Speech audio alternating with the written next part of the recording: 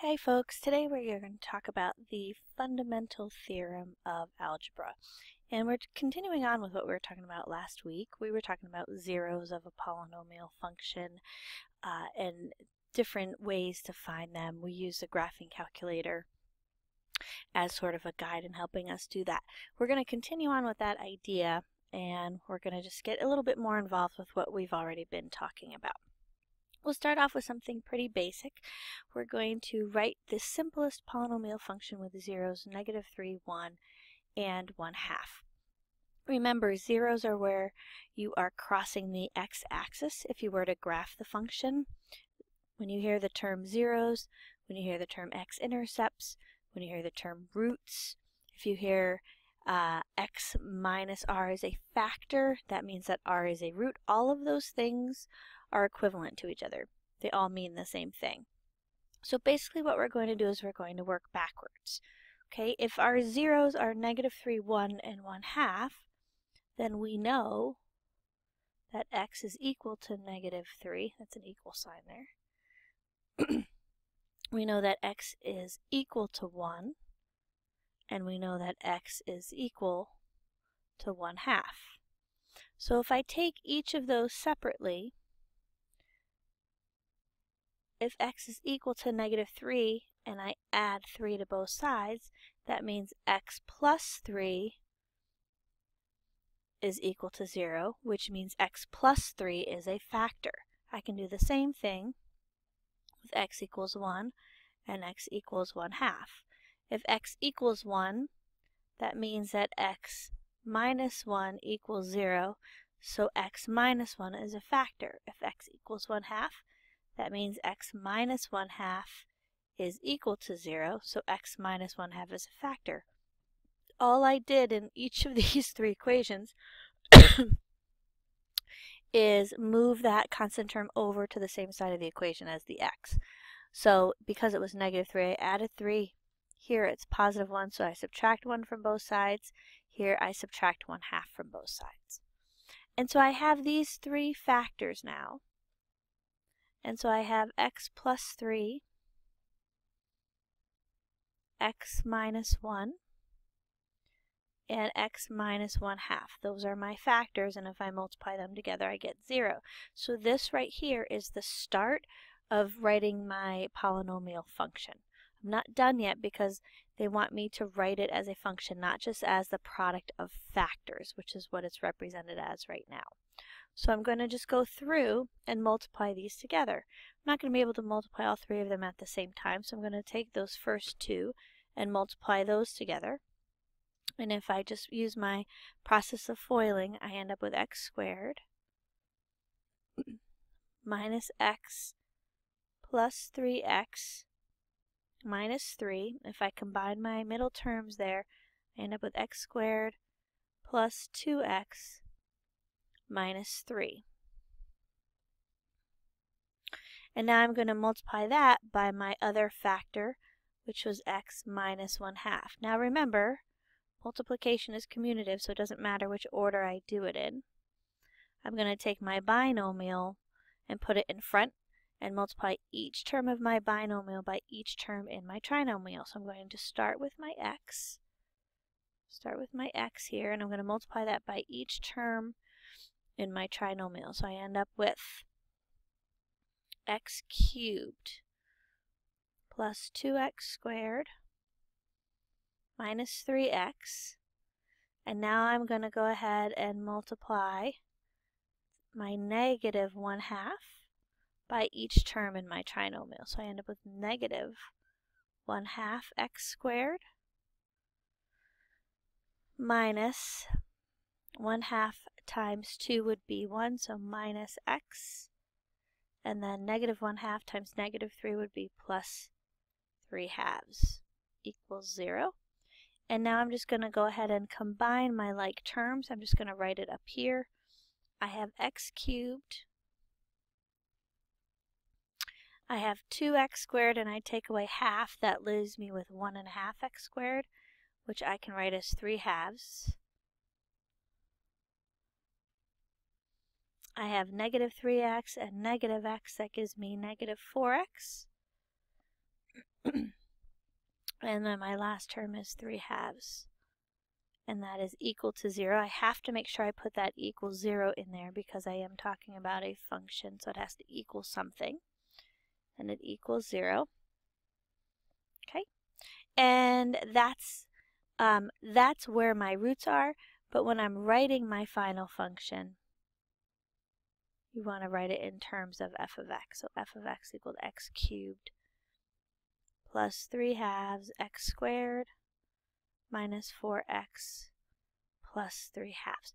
So this right here is what you want to end up with. F of x equals. Okay, this is just how you got to this step, but this right here is where you want to end up. Notice that I have a third degree polynomial and I have 3 roots. That's not by accident. That's by design. Excuse me, you should have a third degree polynomial if you have 3 roots. If you have 4 roots, you'd have a 4th degree polynomial. If you have 5 roots, you had a 5th degree polynomial. And that brings us to that whole idea of the fundamental theorem of algebra. And basically, this is what it says in math terms. It's just saying that every polynomial function of degree and greater than or equal to 1 has at least one 0, where it might be a complex number. We'll talk about that in a minute. Whatever the degree is, this is what we were just talking about, whatever the degree is, that tells us exactly how many zeros we have. In this case, we had 3 zeros, so I have a third degree polynomial. So if I'm looking at a polynomial function and I look at this, I say, okay, it's x to the 4th is a 4th degree polynomial, so I better end up with 4 roots or 4 zeros, whatever you want to call it, 4 solutions. Okay, all of those terms mean the same exact thing. So let's go ahead and figure out how we're going to do this. Now, remember I said last week that in the last video that you want to make sure that you graph your function to get an idea of where your zeros are going to be. So if you go ahead and graph that function, in this particular problem we have x to the 4th, x to the 4th plus x to the 3rd plus 2 x squared plus 4x minus 8. And if I hit zoom 6 and I just graph it in a standard window, I get this. I get a little bit of information here. More importantly, you see that somewhere right around -2 and somewhere right around +1, I'm crossing the x-axis. So that gives me a little bit of information to start with. I'm going to write that over here on the side. I've got x equals -2 and x equals 1. So I want to kind of keep that in mind when I'm trying my different roots. Remember we talked about the rational root theorem and we said the possible roots come from taking all of the factors of my constant term divided by all of the factors of my leading coefficient. In this case, my leading coefficient is 1. So all of my factors of 8 plus or minus 1 plus or minus 2 plus or minus 4 plus or minus 8. I'm going to start with one of these because I know that I have a root, it looks like a root right around there, or even right at those values. So I'm gonna start with one of these. I'll start with 1. So if I have 1 here, and I use my synthetic division, my factors here are my coefficients are 1, 1, 2, 4, and -8. So I just took my coefficients here of all of my terms, 1, 1, 2, 4, and -8. And if I go ahead and do my synthetic division, 1 times 1 is 1. Add those together, that gives me 2. 1 times 2 is 2. Add those together, I get 4. 1 times 4 is 4. Add those, I get 8. 1 times 8 is 8. Add those together, I get 0. That's perfect. Remember, we don't want to have a remainder. Because I started out with a 4th degree polynomial, my new polynomial is now a 3rd degree polynomial. So I have x to the 3rd plus 2x squared plus 4x plus 8 is equal to 0. So that's now my new polynomial. My next time through then, I'm now going to use this other root that I have. Now it doesn't matter, I could have used -2 first. Either one would be fine. I'm now just going to use -2 this time around. So I have -2, and I'm going to use now my new polynomial function. So I'm going to use my new coefficients.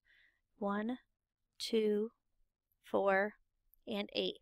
Remember, the reason that I'm doing this is because I'm trying to get this down to finding all of my roots. I saw on the graph that I crossed the x-axis at -2 and 1, but it's a 4th degree polynomial, so I should have 4 roots. I need to find all 4 of them. This right now only gives me 2, so I'm trying to find those other 2 roots. Okay, so if I go ahead and do my synthetic division, bring the first term down, -2 times 1 is -2. Add those, I get 0. -2 times 0 is 0. Add those, I get 4. -2 times 4 is -8. I add those, I get 0. Perfect, once again. So now, I started out with x cubed. I am now down to x squared. So I'm using these coefficients. That gives me x squared plus, there's a 0 in the x spot, so that would be 0x, and then plus 4 equals 0. And so now I need to go ahead and solve this. Now this is getting down to something that makes more sense. I can kind of wrap my head around how to go about doing this. How am I going to solve this? Well, if I solve it, this is just a quadratic equation. So if I subtract 4 from both sides, I end up with x squared equals -4. And so when I go ahead and take the square root of both sides, I end up with x is equal to plus or minus the square root of -4i. Or excuse me, -4. I'm jumping the gun here. When I have a negative under my radical, that tells me I have an I in my answer. So that tells me I have plus or minus 2i. Now, this is extremely important. Notice here, there are actually 2 roots here, positive 2i, negative 2i. So I have positive 2i, negative 2i, I have x equals 1, and I have x equals -2, and those are my 4 solutions. Notice 2 of my solutions are real numbers, 2 of my solutions are imaginary. You can have a mix of real and complex or imaginary. When I hear if I say complex, that just means imaginary, right? It's just a different way of saying it. So I can have I could have lots of different scenarios. I could have real and imaginary. I can have all real. I could have all imaginary. It just depends on the actual function itself. But here is one thing that is super, super important. If you have imaginary or irrational roots, they will come in conjugate pairs, always. Remember, conjugate pairs means plus or minus, okay? They have to because of the way the quadratic formula works. So they will always come in conjugate pairs. So if 2i is a root, you know that -2i is also going to be a root. If radical 5 is a root, you know negative radical 5 is also going to be a root.